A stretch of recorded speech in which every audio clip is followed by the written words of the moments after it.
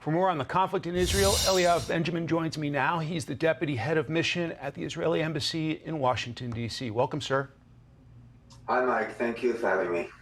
What are your concerns when you hear calls for restraint, including from the American vice president, as IDF forces are preparing to go into southern Gaza?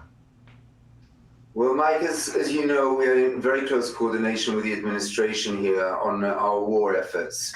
And a lot of appreciation from our end to their ongoing support from day one of this war that Hamas started on Israel. We are very careful with what we're doing when it comes to trying not to affect those who are non-combatants. At the end of the day, we need to remember that we are after Hamas, we are after the terrorists, and we are after taking them out and their ability to ever govern or orchestrate any terrorist attacks in the future. What more can the White House and policymakers here in Washington do for Israel at this critical time? I think continue giving us what they have been giving us thus far, which is the backing and the tailwind for continuing to crush Hamas in the best way possible. And they are continuing to give this support on a daily basis. For many Israelis, understandably, the focus is on getting home more hostages. Let's play this clip. Please release not only 10 each time. Please include also the males, also the young children, also the other women who are inside. We want them back home. How do you get more hostages home, sir? Yes, so Mike, we've seen the release so far of 110 hostages.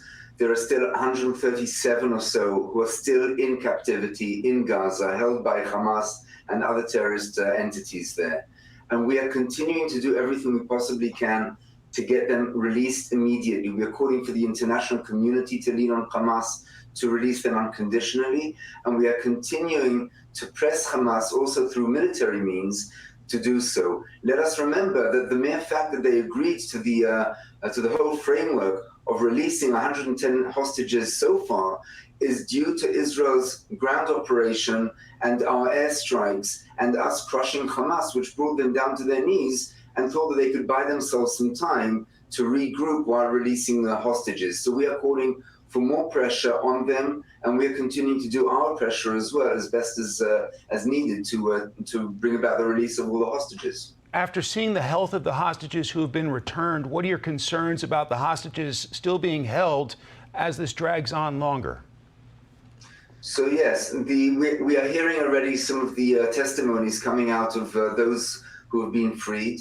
Some of them have been harmed physically. All of them have been harmed emotionally. These are scars that will continue for life. We're hearing about children who have been held in captivity, forced to watch the atrocities that Hamas conducted on October 7th.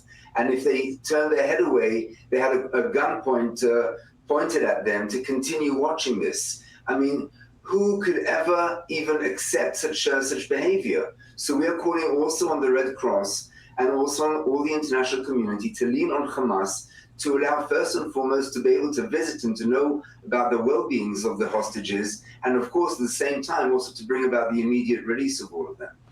Eliav Benjamin from the Israeli embassy here in Washington. I know how busy you are, sir. Thank you very much for your time. Thank you, Mike.